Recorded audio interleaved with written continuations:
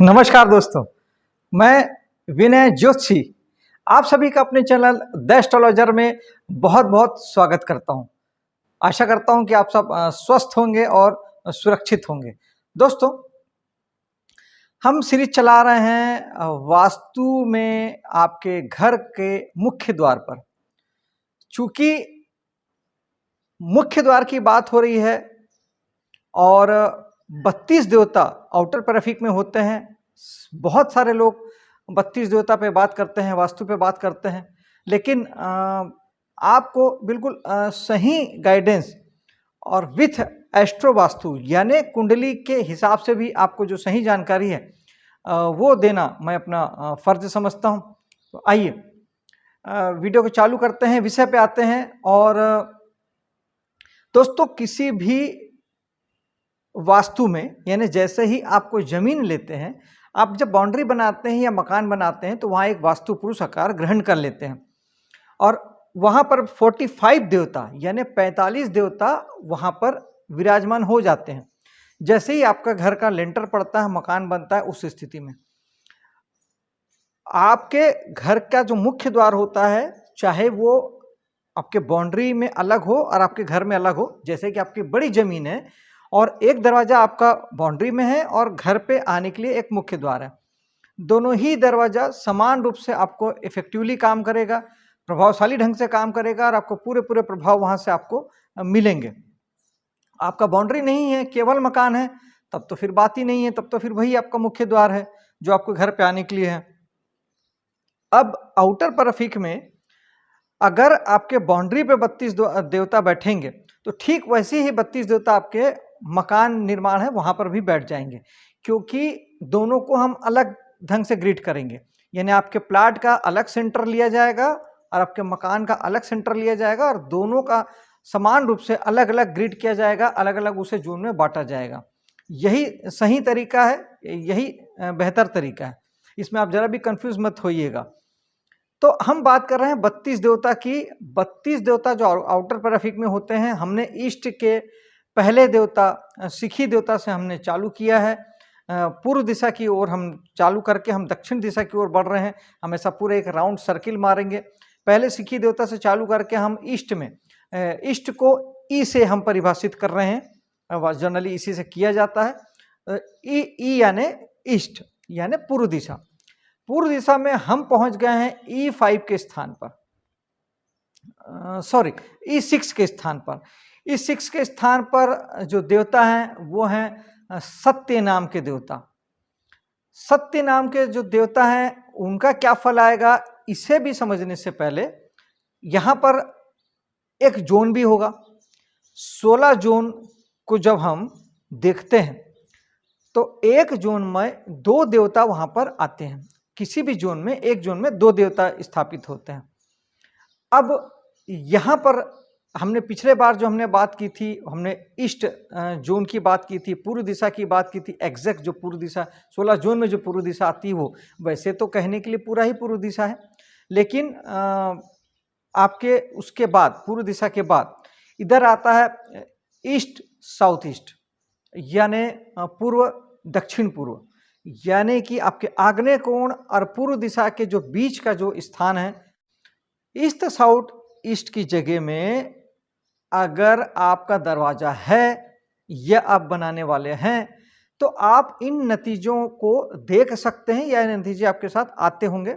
मैं जो बता रहा हूं इसे आप टैली कीजिएगा, मिलाइएगा और देखिएगा कि क्या आपके साथ ये रिजल्ट आ रहे हैं। सर्वप्रथम तो ये दरवाजा कहीं आपको कोई कमिट नहीं करता, कोई आपसे वादा नहीं करता कि ये आपको पैसे देगा, मान देगा, सम्मान देगा, प्रसिद्धि देगा, सफलता देगा। इस तरह की कोई भी चीज़ यहाँ से नहीं होगी। अगर ये आपके यहाँ पर दरवाजा है तो जीवन में ये सारी बातें आपके साथ बिल्कुल भी नहीं होगी। दूसरा, ये दरवाजा देता क्या है? जोन वाइज अगर हम बात करें तो ये जोन जो है ये चर्निंग की जोन कहलाती है। चर्निंग का अर्थ होता है बहुत ज़्यादा सोचना, बहुत ज़्यादा विचार करना। ताकि अगर आपका सत्य नाम के देवता के स्थान पर जगह है तो ये चर्निंग है, ये सारे जोन वाइज तो आपको चीज़ें मिलेगी ही मिलेगी। देवता का विशेष रूप से जो फल आता है वो ये आपको आएगा कि यहाँ एक्चुअली नाम यहाँ पे सत्य है। इस दौर का जो नाम वो होना चाहिए था असत्य, इसलिए क्योंकि ये दरवाजा असत्य भाषी बनाता है। घर का हर आदमी झूठ बोलने वाला हो जाता है, यानी वो झूठ बोलता है, वादा खिलाफी करता है और धीरे धीरे करके समाज में उसका नाम खराब होने लगता है, उसका व्यापार खराब होने लगता है। वो अपने कमिटमेंट को कभी भी पूरा नहीं कर पाता और धीरे धीरे उसका व्यापार खत्म हो जाता है, लोगों में भरोसा खत्म हो जाता है और समाज में बिल्कुल मतलब समाज से निष्क्रिय जैसा व्यक्ति हो जाता है अपने चरम पे जाने के बाद। और ये विशेष तौर पे जोन की एक बात मैंने छोड़ दी। जोन में अगर पीछे की बात करें तो ये जोन आपको एंजाइटी देता है, क्योंकि जब बहुत ज़्यादा सोचना बढ़ जाता है, जब वो सोचना स्ट्रीम पे चला जाता है, तो जो एंजाइटी के जो केस होते हैं, बहुत ज़्यादा सोचने वाले जो केस होते हैं, वो केस यहाँ से देखे जाते हैं। एंजाइटी की बीमारी आपको यही जगह देती है। और झूठ बोलना, घर का हर आदमी किसी न किसी रूप में झूठ बोलने लगता है, अपनी बातों को झूठ से साबित करने लगता है, सही साबित करने लगता है। और इनके पकाने लॉन्ग समय के बाद, लंबे समय के बाद में सारा झूठ जब सामने आता है तो समाज में नाम खराब होता है। लेकिन दोस्तों मेरे भी अपने कुछ अनुभव हैं पिछले 10 सालों से। मैंने भी कुछ बहुत सारी चीज़ों को मैंने अनुभव किया है और मैं अलग अलग अपने ही घर पे मैं अलग अलग जोन को मैं वेरीफाई करता रहता हूँ, जोन के रिजल्ट को मैं लेता रहता हूँ। मैं कभी कोई झूठ भाष्य नहीं कहता, झूठ बोलने की कोई कोशिश नहीं करता हूँ, बल्कि मैं हमेशा सच ही बोलता हूँ। कभी मैंने झूठ नहीं बोला, झूठ किसी भी बात के लिए झूठ मैं कहता ही नहीं। लेकिन अब मेरे साथ क्या होता है मैं आपको बता रहा हूँ। होता यह है कि मैं जो भी कमिट कर पाता हूँ, जो भी मैंने किसी को कहा, मैंने कहा कि ठीक है मैं आपकी कुंडली कल देख के बता रहा हूँ, वो कल मैं उनकी कुंडली नहीं देख पाता। फिर वो हफ्ते में बदल जाता है, महीने में बदल जाता है और वो एक प्रकार से वादा खिलाफी हो जाती है। मैं लगभग भूल ही जाता हूँ और लिटरली मेरे वो संबंध खराब हो जाते हैं। और अक्सर करके ये जान पहचान के मामले में ज़्यादा होता है। पैसे देने वाले लोग तो पैसा देते हैं, फट से मुझे कुंडली देख के बतानी पड़ती है। इस तरीके से वहाँ हो जाती है वादा खिलाफी। सामने वाले के लिए तो यही हुआ कि मैंने झूठ बोला, मैंने धोखा दिया, मैंने फरेब किया, मैंने वादा खिलाफी की, जबकि मेरा इंटेंशन ऐसा है ही नहीं। उसके बाद दोबारा भी याद आता है और मैं इंटेंशनली बहुत सच्चे मन से मैं सोचता हूँ कि यार मुझे उसको कुंडली देख के बताना ही है। 1 दिन 2 दिन तक मैं वो सोचता रहता हूँ, दूसरे काम आते हैं, मैं उसमें बिजी हो जाता हूँ और फिर भूल जाता हूँ।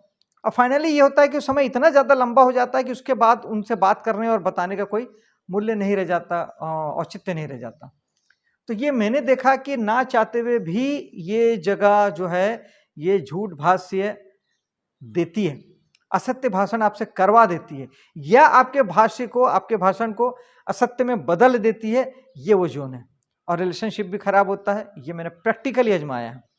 अगर आपके घर का दरवाजा यहाँ पर है तो बेहतर होगा कि ईस्ट दिशा में ही आप जयंत और इंद्र के स्थान पर अपने दरवाजे को खसका लें, सरका लें, जो कि E3 और E4 के स्थान पे आता है। आप वहाँ अपना दरवाज़ा बना लें, जो कि बेहतर जगह है। संभव है तो वहाँ बनवाएं और नहीं संभव है तो फिर ये वास्तु के उपाय कर सकते हैं। आप अपने दरवाजे पे ग्रीन कलर की पट्टी आप अगर कर देते हैं, 4 इंच की टेप या 4 इंच का कलर ऑयल पेंट से अगर एक पट्टा जैसा भी अगर मार देते हैं दरवाजे के एक कोने से दूसरे कोने तक, तब भी ये दरवाज़ा काफ़ी हद तक आपके लिए बेहतर रिजल्ट देने वाला हो जाता है, या खराब रिजल्ट आपको कम आने लगते हैं। और इसके अलावा आप अगर इसी को हम अब एस्ट्रो वास्तु में देखते हैं दोस्तों। एस्ट्रो वास्तु में कहानी थोड़ी सी अलग हो सकती है। हो सकता है कि आपको यहाँ पर देखिए, मैंने जो अपनी रिसर्च में मैंने जो पिछले 10 सालों में मैंने देखा है कि वास्तु का जो दरवाज़ा, जो जोन है, वहाँ का रिजल्ट भी आपको 100% आएगा। जो देवता है उसका रिजल्ट भी आपको 100% आएगा। पैरेलली वो रिजल्ट आते हैं, प्लस आपकी कुंडली एस्ट्रो वास्तु के हिसाब से भी आपको वहाँ के रिजल्ट 100% आते हैं। यानी सारी चीज़ों का रिजल्ट आपको मिल के आता है। एस्ट्रो वास्तु का अर्थ होता है एस्ट्रोलॉजी के हिसाब से वास्तु, यानी आपकी कुंडली के हिसाब से वास्तु। ये ज़्यादा स्पेसिफिक हो जाता है और एक्चुअली में जो चमत्कारिक रिजल्ट है वो एस्ट्रो वास्तु से ही लिया जा सकता है। यानी आपकी कुंडली के हिसाब से जब आपका वास्तु किया जाता है, आपको सुलाया जाता है, आपका मुख्य द्वार किया जा सकता है, आपके पूजा घर को वहाँ रखा जाता है जब आपके कुंडली के हिसाब से, तो उसका रिजल्ट बहुत अनोखा आता है दोस्तों। ये एकदम स्वयं सिद्ध बात है। अब यहाँ पर एस्ट्रो वास्तु का प्रयोग ये होता है कि हर जोन का दिशा निर्धारित है। ईस्ट साउथ ईस्ट दिशा है वो मीन राशि की दिशा है। आपकी कुंडली मीन राशि जिस भाव में पड़ती है वहां का रिजल्ट इस द्वार से आएगा ही आएगा। ऐसे ये जगह पैसा, मान सम्मान, सफलता कुछ नहीं देती, सिवाय असत्य भाष्य के कुछ भी नहीं। और जोन वाइज बात करें तो के बहुत ज्यादा विचार करने सोचने के कुछ नहीं देती। लेकिन आपकी कुंडली में मीन राशि जहां पड़ रही है वहां के रिजल्ट आपको 100% आएंगे। अगर आपको बीमारी आ रही है, यानी कहीं ना कहीं मीन राशि आपकी बीमारी के भाव पे पड़ रही है, छठे भाव में पड़ रही है, आठवें भाव में अगर आपकी मीन राशि पड़ती है तो आपके यहाँ से चिंता, परेशानी, रुकावट, बाधा, पीड़ा आपको मिलेगी। 12वें भाव में राशि पड़ रही है तो खर्च, नुकसान, हरासमेंट आपको पड़ेगा।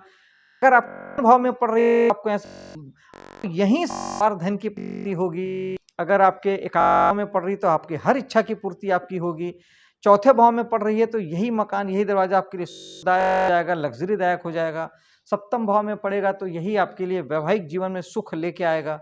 इस तरीके से सप्तम भाव में पड़ेगा तो आपका बिजनेस, धंधा, काम यहीं से आगे बढ़ेगा। ये सारे रिजल्ट आ सकते हैं। और यही वजह होती है दोस्तों कि एक घर में 4 लोग होते हैं और चारों को एक ही घर का रिजल्ट अलग अलग मिलता है। चारों को बीमारी अलग होती है, चारों के दुख अलग होते हैं, चारों की कमाई अलग होती है, सब कुछ अलग इसीलिए होता है क्योंकि उस दरवाजे में जो राशि है वो सबकी कुंडली में अलग अलग जगह पड़ती है। इसे आप बहुत आसानी से सबकी कुंडली में देख सकते हैं, वेरीफाई कर सकते हैं और आपको 100% आपको रिजल्ट मिलेगा, इस बात की गारंटी मैं देता हूँ।